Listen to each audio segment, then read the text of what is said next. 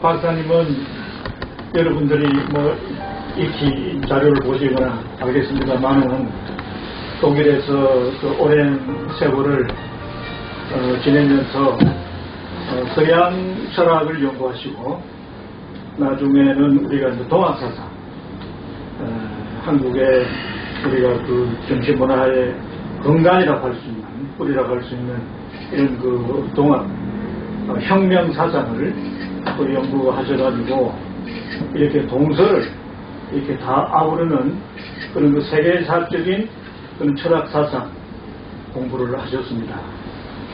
그런 우리가 그야말로 우리 지성인 세계를 내다보는 그런 우리의 세계관을 가지시고 한국의 민주화운동 그리고 평화통일운동을 지속적으로 이렇게 매진해 오셨습니다. 오늘 우리 동민회는 이 시대의 당면 과제가 일제시대에는 우리가 독립운동이었겠죠.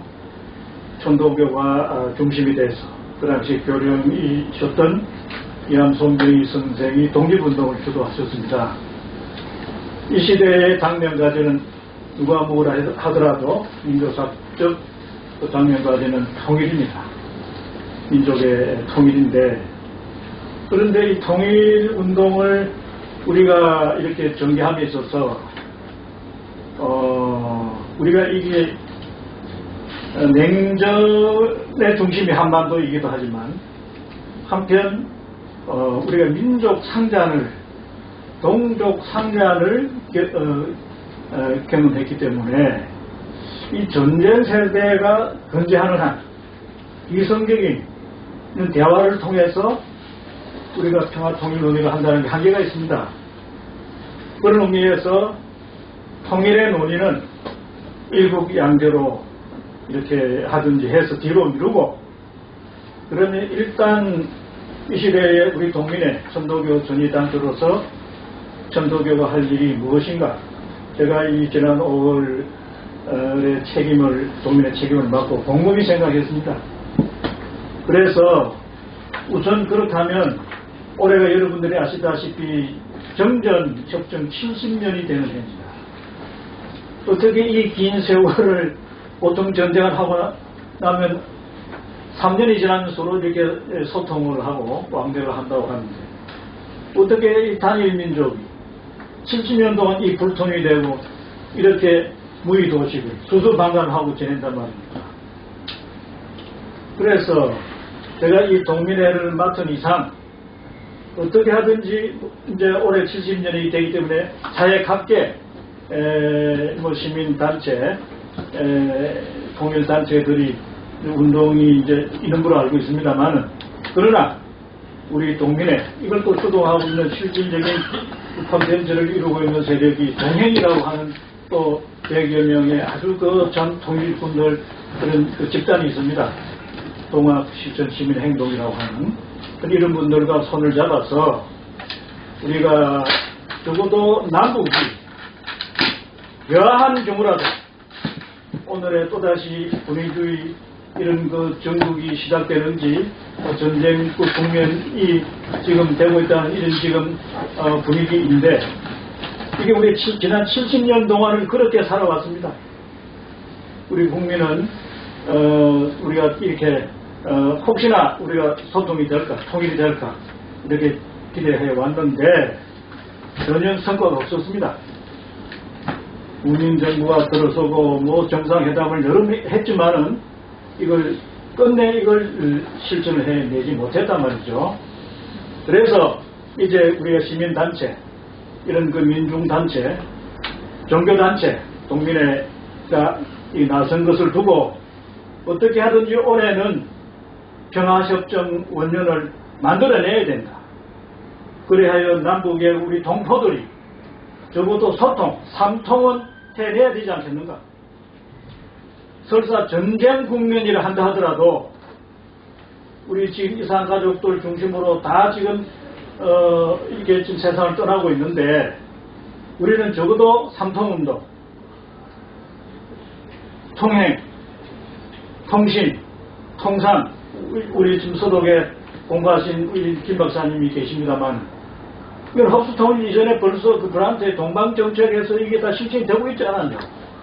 왜 우리 대기민족, 우리가 한민족, 당군의 후손들 통일사상을 이야기하면서 왜 이걸 못 이루어냅니까? 이걸 우리가 이론적으로 체계화하고 집대성하고 또 실천하고 그래야 세계사 속에 우뚝 솟는 홍익인간 제세위의 어떤 것인가를 보여주는 그런 어떤 그 운동과 실천을 왜 못 이루어냅니까? 그런 운동을 우리가 동민회가 어떻게 하든지 3.1절을 계기로 이제 얼마 남지 않았습니다만은 전도교 내부에서는 3.1 재현운동이라고 하는 이런 운동을 해방 전국에 일찍이 우리가 완전 독립, 완전 통일을 이루고 내야 우리가 해방에 그 참뜻이 있지 않냐. 반짝 침탁 그런 그 전국에서 이런 운동을 전개한 적이 있습니다. 그러나 아시다시피 민족 세력이 그 구심점이 제대로 이렇게 구성되지 않았기 때문에 실패로 끝나고 말았죠. 자, 오늘 냉전의 우리가 국면에서도 그런 운동을 전개한 적이 있는데 이제는 평화 공존의 시대입니다. 대땅대 시대입니다. 이래하여 우리 동행 동민회가 앞장선 것을 두고 신명을 바쳐서 어떻게 하든지 3.1 재현운동을 3통운동을 이루어내서 3.1 재현 3.1절을 계기로 출정식을 선언문을 우리가 발표하면서 적어도 7월 27일은 또다시 시위로 끝나는 것이 아니고 명실상부하게 남한, 북한, 미국이 평화협정 원년이라고 하는 사인에 들어갈 수 있도록 외교협상이 바로 3.1절을 우리들의 운동을 통해서 그때 우리가 사인을 통해서 마무리할 수 있도록 그런 계획을 세워놓고 지금 3.1 대일운동을 전개하고 있다. 이런 말씀을 드립니다. 그런 의미에서 우리 김 박사님 이제 그 글에 보면 독일이 어떤 나라입니까? 거기에 사상적으로나 철학적으로 세계적인 그런 참 선진국 아닙니까? 제가 민족주의 연구를 해보니까 헤르더와 같은 문화민족주의자가 있었고요. 피테와 같은 피테, 게르만 민족주의자가 있었고 또 우익사상을 아우르는 헤겔이 있었고 또 자익사상을 세계사적으로 집대성한 칼 막스가 있었다 이 말이에요. 그런 세계적인 석학들이 있음에도 불구하고 지난번에 그 독일 통일을 보면 바람직한 통일이 안 됐다는 겁니다. 그래서 우리 대한민국이 한민족이 가장 늦었지만 가장 아름다운 통일을 이루어낼 수 있는 그야말로 우리 이제 김 박사님이 지적하셨습니다만은 홍익인간 우리가 인내준 사상 이런 우리가 아름다운 이런 수준 있는 차원 높은 이런 우리가 철학 통일 사상을 가지고 우리 한민족이 어떻게 하든지 이런 세계사적으로 한번 통일운동을 전개해 나갈 필요가 있다. 그래하여 우리들의 이 지금 선언문이 3.1절에 이제 발표될 것을 대비해서 이 남북이 소통이 안 됩니다, 지금. 이제 여러 가지 상황이 코로나 국면도 있겠습니다만은.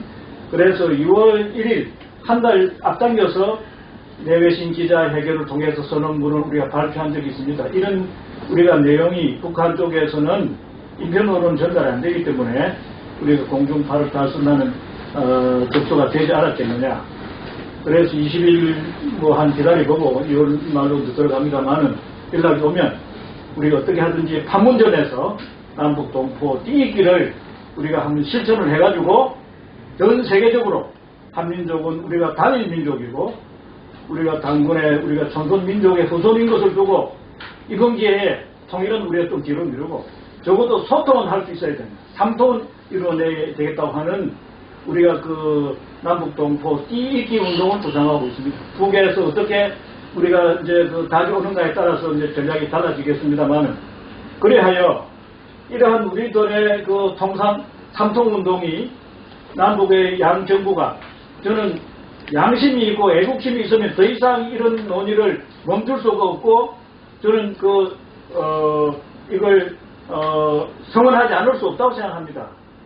그런데 그 분위기가 반응이 여의치 않으면은 우리 지금 3.1 재해운동을 우리가 주도하고 있는 동민회가 앞장서서 동행이 콘텐츠를 이루어서 이름으로써 지금 22일부터 시작하려고 하는 그 임진각의 그 바람의 언덕, 그 이재강 부지사께서 그 평화부지사께서 한번 그 텐트를 채워놓고 우리가 개성공단을 여잡하는 그런 시위를 한 적이 있습니다만은 바로 그 자리에 저는 그 미국의 박한식 교수님이 일찍이 제3정부, 제3정치체제를 이야기한 적이 있습니다. 남북의 우리가 양체제의 장점을 다 아우러 수렴해서 그야말로 멋있는 세계사적인 그런 아름다운 우리가 그 통일을 위해서 뭐 통일준비정부라고 할까요? 민족통일임시정부라고 할까요?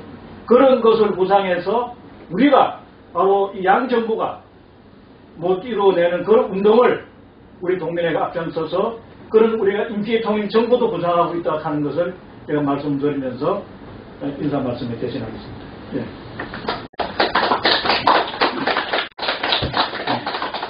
말씀이 좀 길었습니다만 그래도 통일에 대한 염원이 절절하게 표현되지 않았나 싶습니다. 이 사회자로서 한 말씀을 올리자면 독일 통일을 목격하면서 역시 독일 민족은 우수한 민족이다. 그래서 또 이 한국, 우리 한민족은 어떠냐. 역시 우수한 민족인데 아직 통일을 이루지 못하고 있다는 그 안타까움. 이것을 이제 독일에서 지금 김성두 박사는 독일인 신분이십니다. 그래서 바깥에서 본 한국 통일에 대한 문제를 정말 객관적으로 국제적인 어떤 감각과 또 우리의 그 기본적인 정서, 사상 이런 것들을 바탕으로 둔 통일 전망을 해보시는 귀중한 강연이 될 것으로 기대가 있습니다. 참고로 김 박사님 강연은 길지 않습니다. 다만 여기서 그 질문이 좀 많을 거고 토론 시간이 좀 길어질 것도 같은데 여러분들이 좀 준비를 하셔서 궁금한 것들은 준비하셔서 김 박사님한테 여쭙고 답을 듣는 그런 강연으로 진행하도록 하겠습니다. 자, 사회자 말도 길어졌습니다.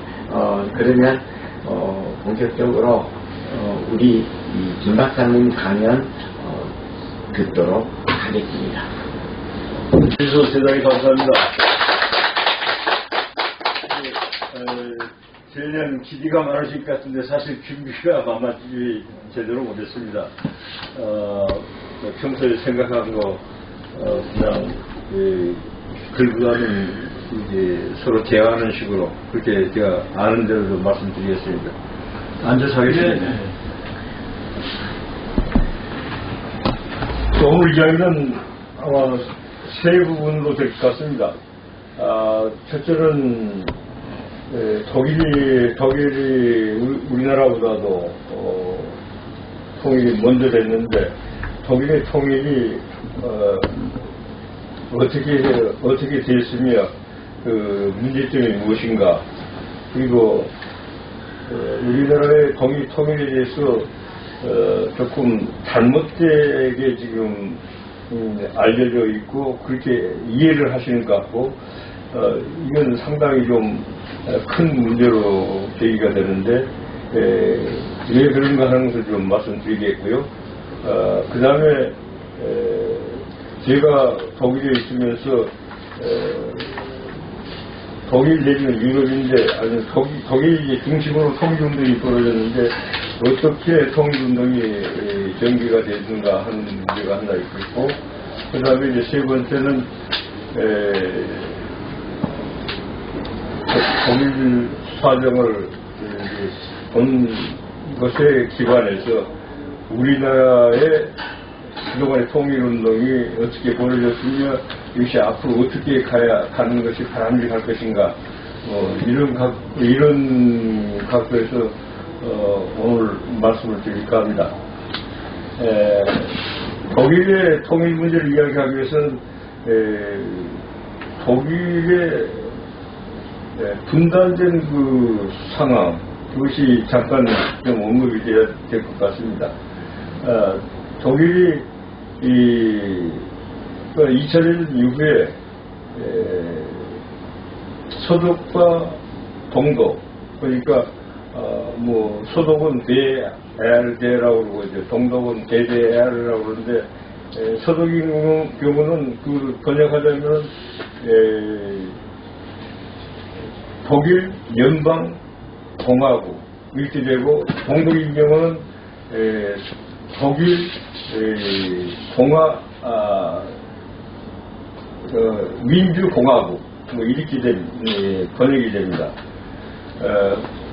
내용적으로는 이제 서독은 자본주의 체제를 기반으로 해서 발전을 했고, 동독은 사회주의 체제로 이제 이렇게 발전을 한 거죠. 근데 동독은 서독의 약 3분의 1 정도가 됩니다. 크기로 봐서. 인구는 1,600에서 2천만 정도 되고, 서독은 그러니까 3분의 2인데 전체로 해서는 30만 킬로미터가 좀 더 됩니다. 그리고 서독이 동독의 약 인구나 면적으로 봐서 배 정도 됩니다. 이런 상태고, 동독인 경우는 독일이 저쪽에 소위 여러분도 많이 들으셨겠지만 프로이센 왕국 그쪽을 많이 차지했습니다. 동독은. 그래서 옛날에 프로이센이 어디까지 갔냐면은 지금 그 케닉스베르크라고, 지금은 카링그라드라고 그러는데, 그래서 2차 대전 이후에 러시아 쪽으로 들어갔는데, 거기 여러분들이 말씀 들었겠지만은 칸트가 그 벽부를 잡던 곳입니다. 그 케니스베르크가. 근데 지금은 러시아 쪽으로 들어가 버렸고요.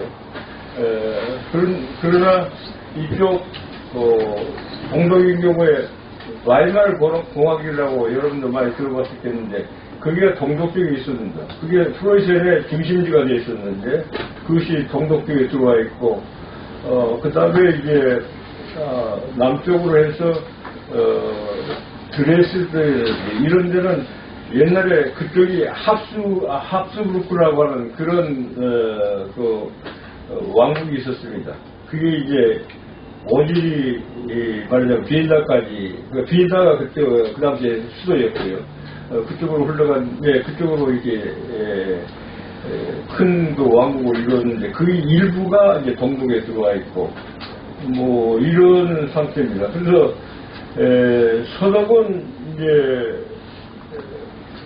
그리고 백림은 이제 서백림하고 동백림으로 이렇게 놀아서, 서백림은 백림 자체는 동독의 기술과 내립지에 있습니다. 그래서 서독에서 그 서백림에 가기 위해서는 그것만 사용할 수 있는 고속도를 하나 만들어놨는데, 그 외에는 그 고속도로 위에는 동독으로 들어갈 수 없게끔 그렇게 되어 있었습니다. 그래서 이제 서백림하고 동백림으로 이제 그 중심부로 이렇게 그렇게 갈라놓고, 그 다음에 이제 경계 지방은 약 한 400km로 해서 서독하고 이렇게 동독하고 경계가 되어 있었는데, 그게 이렇게 장벽은 쓰다지를 않고 그냥 넓은 그 철조망으로 이렇게 해놨습니다. 근데 거기서 사고가 한 40년간 중단되어 있을 때 그 경기지방에서 사고는 거의 없습니다. 알려진 것이 별로 없습니다.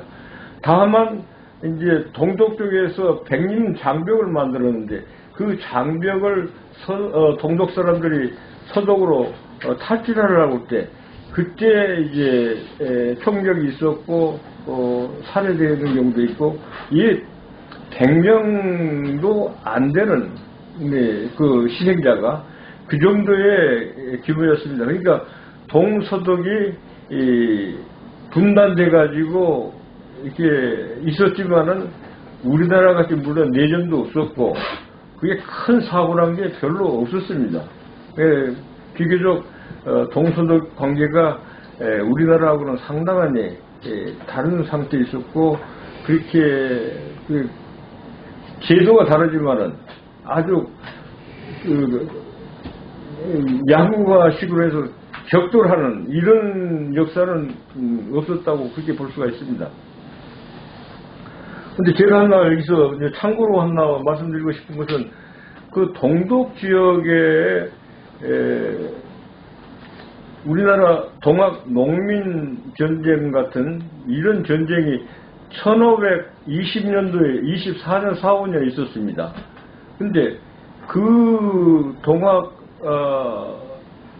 동학이 아니라 독일의 농민 전쟁을 기리는 그 파노라마를 만들어 놨는데 그게 지금 바이마르라는 도시에서 약 한 80km 정도 북동쪽으로 떨어진 게 프랑켄하우스이라는 동네가 있는데 거기서 상당히 심한 전쟁이 벌어져서 희생자가 많았거든요. 근데 동독 정부에서 거기다가 농민전쟁 파노라마를 만들어 놨는데 저도 한번 가봤는데 상당히 한 10년에 걸쳐서 만드는 상당히 규모도 좋고 그 현상을 상당히 잘한 것 같습니다. 그래서 동학에 관계된 이런 분들이 독일에 가신다면은 그것을 한번 방문하는 것이 상당히 참고가 되지 않겠느냐 이제 그런 생각이 듭니다. 그래서 이제 동독인 경우에 소위 깊이 파고들이지 않고 노천 석탄 탄광이 많습니다. 서독은 깊이 파고 들어가야 되는데 동독은 아직도 노천 그러니까 그냥 산을 산을 이루고 있죠. 말하자면 밖에 이렇게 석탄 그것을 이제 파내고 이런 정도인데 그것은 뭐냐면은 그것과 더불어서 석탄이 나는 것은 꼭 뭔가 강철공업이 이제 발전하는 거죠. 그래서 동독인 경우는 그 석탄과 더불어서 근데 더군다나 또 거기서 다 유연탄이 많이 나요. 동독에서는. 그래서 이것을 기반으로 해서 말하자면 철강공업이 발전하고 철강공업이 발전하다 보니까 이제 그 산업이 발전하는 그러니까 서독보다는 못하지만 동독이 그 지역이 일정하게 산업이 발전된 곳이었습니다. 그런 것을 기반으로 해서 2차 대전 이후에 사회주의 나라들이 이제 그게 조그만 나라들이 많고 러시아가 있었는데 체코가 동독 독일 지역보다는 못하지만 철강업이 일정하게 발전했습니다. 근데 그 외에 다른 사회주의 국가들 폴란드, 로마니아, 웅가르, 헝가리, 불가리아 이런 데는 거의 농업 국가였습니다. 그러나 동독하고 체코만 좀 산업이 일정하게 초기 자본주의의 산업이 일정하게 좀 발전된 곳이었습니다. 그래서 동독인 경우는 사회주의 진영에서 평균적으로는 제일 잘 살았습니다. 러시아보다도 잘 살았고, 러시아보다 훨씬 잘 살았고. 여러분들 체코 총이란 그 상당히 유명한 총이 있었죠. 그게 이제 체코가 일정하게 초기 자본주의의 산업이 발전했다고 한 증거로 이렇게 되는 거죠. 그래서 이제 동독의 이제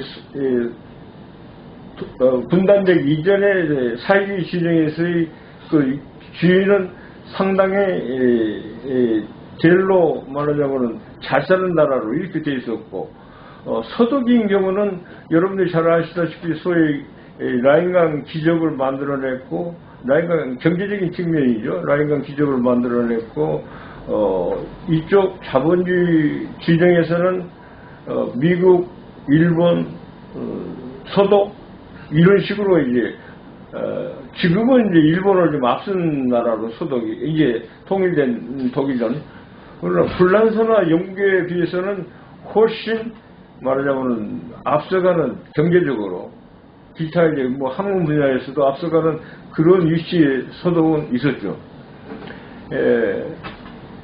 그래서 이제 말하자면 동독이나 서독이 분단은 됐지만은 동독은 사회주의 진영에서 좀 제일 앞서가는 하나의 나라로 됐고, 서독은 자본주의 진영에서 2, 3등을 다투는 그런 위치에 있게 된 거죠. 이제 이런 상태에서 이제 통일 문제가 항상 제기가 됐는데, 독일에서는 통일 문제를 적극적으로 진행을 하기보다는 일민족 두 국가를 지향하는 것이 처음부터 강했습니다. 그래서 우리 한국에 지금 동방정책이 잘못돼 알려 있는 것이 이제 제가 볼 때는 그런데, 마침 동방정책이 통일을 준비하는 것으로 이렇게 지금 일반화되어 있는 것 같아요, 한국에서는. 그러나 제가 볼 때는 동방정책은 절대 이건 통일을 준비하는 정책이 아니었다.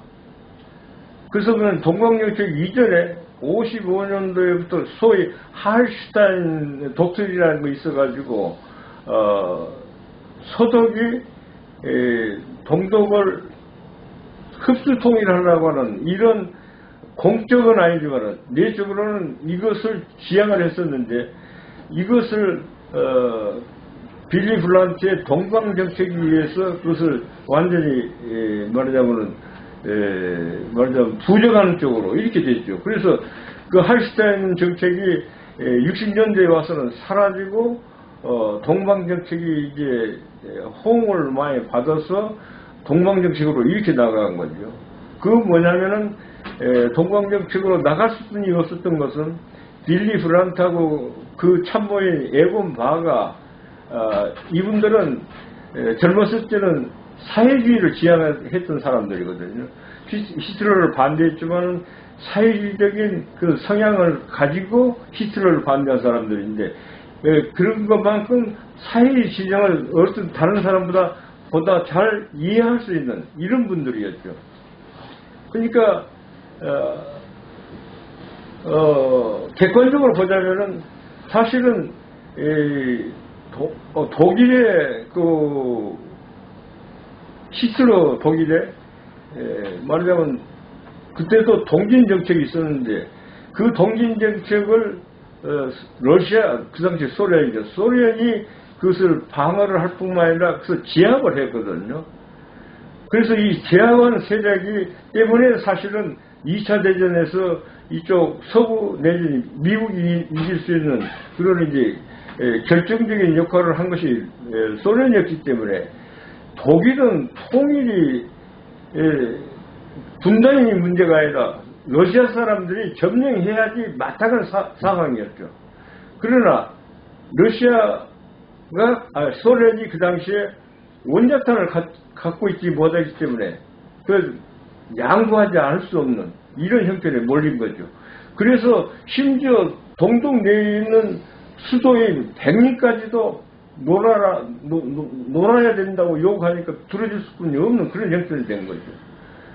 그러나 브란트가 동방정책을 쓸 때는 러시아가 50년대에 원자탄도 만들고 수소탄도 만들고, 미국보다 앞서서 60년도 초에 스푸트닉을 날려가지고 인공위성을 만들고, 그 인공위성을 만든다는 대륙과 탄도탄을 만들 수 있는 이런 처지가 된다는 것을 빌리 브란트는 알고, 이거 러시아 이 사회 진영을 지향할 수가 없다. 이것은 상호 공존해야 된다. 그래야지 평화가 있을 수 있다. 제3자 대전이 일어나지 않는 방법은 평화적으로 사는 것이다. 상호 존중하면서. 이게 빌리 브란트의 동방정책인데 마치 이 동방정책이 독일 통일을 하기 위한 하나의 준비 단계로 이렇게 본 것은 역사적인 사실에 맞지 않는 것 같아요. 근데 이것은 남한 국내에 일반적으로 그렇게 알려져 있는데 이것은 수정해야 될 그런 이론이고 생각이고 그런 그 취지고 근데 그것은 수정해야 될 것 같아요. 그래서 절대 동방정책은 통일을 위한 준비하는 단계가 아니었다. 뭐 이렇게 이야기할 수 있을 것 같아요. 저 입장에서는. 그래서 그리고 그것을 어디서 알 수 있냐면 독일이나 동독이 통일 정책이라는 것이 공식적인 정책이라는 게 전혀 없었고 그 다음에 동독이나 서독에서 우리나라 같이 통일을 하고자 하는 단체를 만든 적이 없어요. 없어요. 아무런 단체가 없어요. 우리나라는 70여 년간 분단이 되기 전부터 분단을 안 하기 위해서 노력을 했고 분단 다음에도 수없는 단체들이 나와서 통일운동을 전기를 했는데 독일인 경우는 그런 이해가 전혀 없거든요. 통일운동이라는 게 전혀 전개된 적이 없거든요. 시민단체든 뭐 어떤 정당이든 간에. 그래서 의뢰 놀아줘서 사는 것이 서로 편하고 좋다. 전쟁이 안 일어나지 않을 거고 그러면은 그리고 주위에 뭐 영국이나 러시아나 아니 저 뭐 프랑스나 이태리나 스페인이나 다 또 그런 생각이었고 이게 독일은 통일이 되면은 이거 위험하다 이거 분단된 조건에서 서독이 제일로 경제 강국인데 이게 통일되면은 이것도 제게 히틀러가 나올 수가 있다. 그렇기 때문에 주위 나라들도 통일된 것을 바라지도 않았고 독일 사람들 자체도 시민들도 그렇게 통일에 대해서 관심이 없고 그저 놀아줘서 평화롭게 사는 것이 좋다. 뭐 경우에 따라서는 이론가들은 그러면 체제 경쟁이라도 하는 게 아니냐. 사회주의 진영이 사회주의 제도가 더 오르냐 자본주의 제도가 더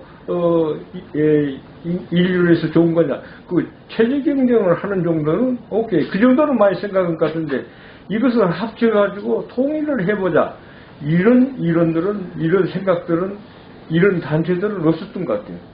그래서 이것은 좀 더 우리나라 통일 문제를 볼 때 좀 분명히 알아야 되고 또 그렇게 계산해야 될 것 같고요. 그럼에도 불구하고 왜 그러면 통일이 이렇게 빨리 왔느냐 우리나라보다도 우리는 죽으라고 통일운동 하는데도 지금까지도 안 되고 독일인 경우는 통일에 대해서 거의 관심이 없었고 하려고도 하지 않았는데 일민족 두국가 제도를 세워서 그렇게 평화롭게 살으라고 한 건데 근데 그 얘는 또 오지리가 원래는 독일어 사용구조 같은 합수그룹 때는 같은 국가였거든요. 근데 떨어져 살거든요. 그러니까 오지리하고 독일하고 떨어져 산 것과 같이 동독과 서독도 그래 떨어져 살아도 문제가 없다. 이런 것들이 일반 시민들의 정서였거든요. 그런데 통일은 의외로 기적같이 와버렸거든요. 그것은 말하자면 제가 생각할 때는 경제 면에서는 라인강의 기적이 나타났고 정치적인 면에서는 보온의 기적이 나타난 거죠. 그러나 라인강은 이거 기적은 독일 사람들이 노력을 해가지고 얻어낸 기적이고 이건 통일은 얻어낸, 노력에서 얻어낸 기적이 아니고, 이것은 선물로 받은 기적으로 이렇게 되어 있거든요. 왜 그러냐 하면은, 러시아가, 소련이 망한 다음에, 고르바초프가 그라스노스라고 하는 자기 정책을, 두 가지로, 말하자면은, 크게 자기 정책을 페로스트로이카하고 그라스노트라고 두 가지로 해서 자기는 개방하고 자유화한다는 이야기거든요. 그래서 이 정책을 자기 국가, 소련에만 적용을 한 게 아니라 사회주의 나라 전체에 대해서 적용을 한 거죠. 그래서 미국에 대해서 고르바초프가 내가 정책을 이렇게 세우는데 보라, 이 독일인 경우에 또 적용하고 있다 하는 것을 아주 극적으로 보여준 거죠. 고르바초프가 미국에 대해서. 그래서 두 개의 나라로 완전히 갈라져 살자고 하는 것이 분명해진 것이 1986년도에 그 당시에 독일의 동독의 수상 호네커가 서독을 방문했고 그것을 담례로 코올이 동독을 방문하고 이렇게 해서 완전히 확정이 된 거거든요. 86년도, 87년도에. 우리는 하나의 서로 상호 인정하는 국가로 해서 사이좋게 지내자. 그리고 두 수상이 상호 방문 속에서 두 분이 못을 박았거든요. 근데 그 바로 몇 후에 89년부터 이제 말하자면은 러시아가 망하면서 동독에 있는 시민들이 헝가리를 통해서 그 독일말로 웅바른이라는 헝가리를 통해서 탈출하기 시작하는 거죠. 근데 그 당시는 그렇게 많지 않았어요. 초고등에 89년도 일 때는. 그런데 호네커가 고르바초프가 서독을 방문하고 자기 나라를 가는 길에 동독에 들렸거든요. 그래서 호네커를 만났거든요. 호네커가 고르바초프한테 지금 자꾸 탈출하려고 그러는데 우리 힘으로 지금 그것을 막으면은 문제가 없을 것 같다. 충분히 가능하다. 그래서 그 탈출하는 것을 막겠다.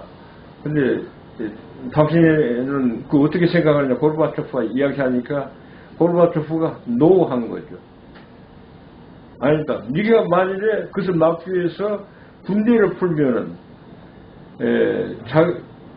소련 군대를 풀어서 그 제압하겠다. 이렇게 나오니까 이게 이제 호네커는 이건 완전히 실망에 절망에 빠진 거죠. 그래서 도망길 칠 아니 어디로 해외로 도망길 칠 준비를 했고 그 당시 준비할 때 받아들인다고 하는 나라가 북조선하고 칠레였어요. 근데 나중에 부인이 칠레하고의 관계가 더 긴밀하고 또 칠레 사람들이 그때 피노체인가 이 사람들 독재 정권을 내서 문제가 됐는데 여기서 항의한 사람들을 몇만 명을 받아들여서 동독에서 이 인연이 있어가지고 그냥 칠레로 망명을 했죠. 그래서 이제 고르바초프가 그러니까 고르바초프가 말하자면은 이 서독한테 동독을 선물로 준 것으로 이렇게 된 거죠. 그때 만일에 호네커가 한 대로 밀어줬으면은 좀 비린내가 날 수도 있죠. 더 이제 할 수도 있는데 그러나 일단은 고르바초프는 동독을 하나의 선물로 넘겨주면서 자기의 정책이 옳다는 것을 이제 미국이나 서방에 대해서 공고를 한 것이며 동시에 러시아는 서방 국가하고도 좋은 관계를 앞으로 맺을 거다 하는 것을 말하자면 보여준 거죠. 그러나 동독은 그 사이에 희생이 된 거죠. 말하자면. 이런 형편으로 해서 이제 말하자면은 뭐 이제 그게 호네카가 골바초프 그거 지난 다음에 이제 호네카나 그 지도 인물들이 이제는 더 이상 희망이 없다는 식으로 나가니까 막 탈출이 뭐 급속도로 많아진 거죠. 동독으로 탈출하려고 하는. 그래서 이제 특히 이제 헝가리 쪽으로, 웅가른 쪽으로 이제 몇십만이 막 탈출하는 식으로 이렇게 벌어지니까 이 걷잡을 수 없죠. 더 이상 견딜 수가 없는 거죠. 동독이. 그래서 이제 결국에 이제 무너지다 보니까 이제 통일 문제가 이제 그때 제기가 된 거죠. 근데 통일 문제가 제기되는데 그 당시에 그러니까 동독에도 미군이 소련군이 한 20만 명 이상이 주둔해 있었고 서독 쪽도 20만 이상의 미군이 주둔돼 있었어요. 근데 서독은 미군뿐만 아니라 소위 전승무기라고 하는 프랑스 군인, 그 다음에 영국 군인, 근데 벨기에는 그 조그만 나라지만 벨기에 군인들이 서독에는 주둔되어 있었어요.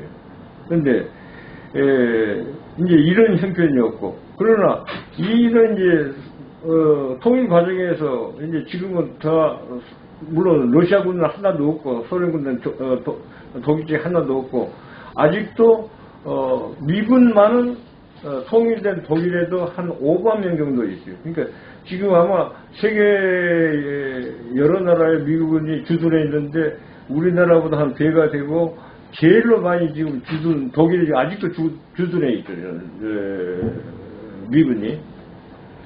이제 이렇게 해서, 결국에 이제 동독의 정권이 무너지면서 이제 말하는 통일에 이제 길이 서 있는데 주위 나라들은 계속 통일되는 것을 자꾸 반대하는 거죠.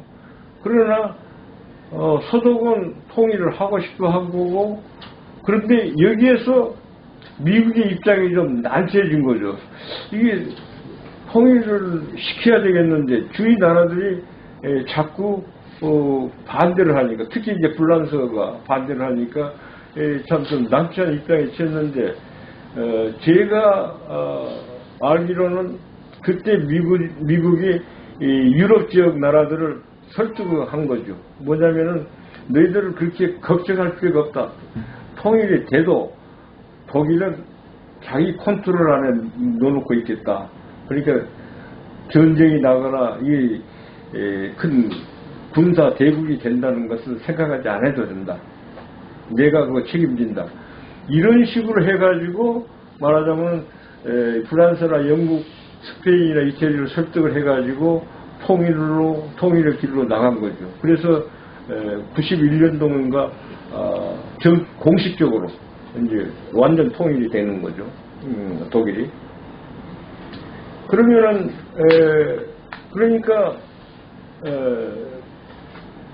통일된 독일이 계속 미국에 말하자면 예속하는 그런 입장에 계속 지금도 마찬가지로 그런 입장에 있게 된 거죠.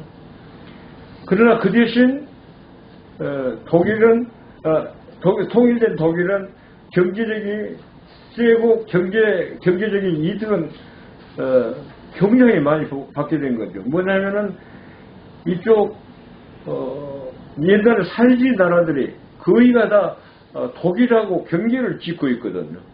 그래서 그런 데다가 독일은 이제 경제력이 강하니까 뭐 저쪽에 프랑스나 뭐 이쪽에 이태리나 이 사람들은 거기에 파고들 수 있는 경제력이 없는 거라. 그러니까 서독 사람들이 독일 사람들이 거의 다 반식민지화했어요. 옛날 사회주의 진영 나라들을. 그러니까 거기를 가보면은 통일된 다음에 거기를 가보면은 우리나라 사람들이 60년도, 50년도, 60년대에 미국을 그냥 우상하듯이 지금도 비슷해요. 지금도 옛날 사회주의 했던 나라들은 독일을 우상하고 있어요. 최고다. 아주 그리고 동일 상품들이 판을 치고 있고 그러다 보니까 그쪽 사람들이 이 독일을 경쟁이지만은 뭐 미국보다도 훨씬 독일을 더 말하자면 발전된 나라고 좋은 나라로 이렇게 생각하고 있는 거죠. 그렇기 때문에 경제적으로 경제관이 통일된 다음에 이득을 많이 보고 있는 거죠. 근데 이 일환으로 근데 미국은 독일을 앞세워서 그렇게 경제적으로 파고 들어가게 하면서 이제 미국은 미국대로 또 경제적인 이득을 보고 있는 거죠. 이제 경제적인 이득이라고 하는 게 자기네들 산업 제품들은 별로 팔아먹을 것이 없고 주로 군수물자를 많이 팔아먹는 거죠. 그러니까 옛날에 사회주의 진영들이 다 소련 무기를 가지고 무장을 했는데 이 무장을 다 이제 없애고 미국 무기로 다 무장을 시키니까 엄청나게 미국은 이득을 보는 거죠. 거기서. 그리고 이제 거기에 말하자면 천병 역할을 하는 게 이제 독일이 했었고 그게 지금 후과로 나타난 게 지금까지는 재미를 봤는데 그 후과로 나타난 게 지금 우크라이나죠. 우크라이나. 근데 사회주의 지정 그 나라에서 제일로 러시아에 갇혔고 그리고 중요한 그 우크라이나를 독일이 파고 들어가가지고 경제적으로 파고 들어가가지고 말하자면은 우크라이나 사람들한테 너희들도 서구화가 되면은 우리같이 잘 살 수 있다 하는 것을 막 프로파간다를 때려가지고 이쪽 우크라이나 사람들이 그냥 자본주의화만 되면은 옛날보다 훨씬 잘 살 것으로 이렇게 기대를 하고 이렇게 희망을 건 거죠.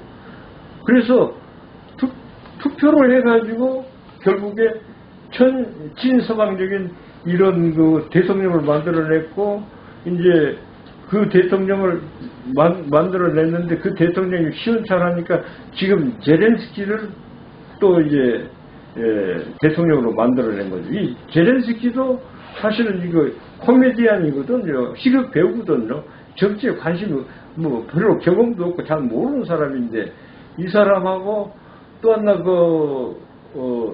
세계 헤비급 권투 선수 1등을 한참 오래 했던 이 사람으로 이제 키예프 그러니까 우리나라 키예프 그 수도에 말하자면 시장을 시키고 이런 식으로 해가지고 우크라이나를 완전히 서방화해서 나토까지 넣어가지고 그거를 반 러시아 전선을 형성하려고 한 거죠. 근데 러시아는 그것은 못 참겠다 거죠. 끝까지 와서 나토가 끝까지 파고 들어와서 거기다가 청키로 날아가는 라켓을 갖다가 주둔시켜 놓으면 러시아는 꼼짝 못하게 되니까 그러니까 안 되겠다 해서 반격이 나온 게 지금 우크라이나 전쟁이에요. 저는 이렇게 보고 있거든요. 이제 그래서 독일이 큰 실수를 한 거죠. 그러니까 실수를 했다고 하는 것은 뭐냐면 통일에 대해서 준비 없이 통일을 했고 그 다음에 미국의 말하자면 하나의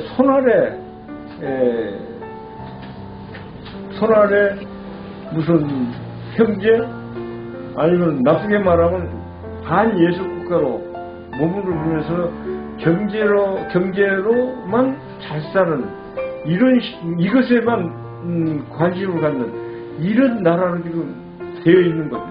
독일이 통일된 때 독일이.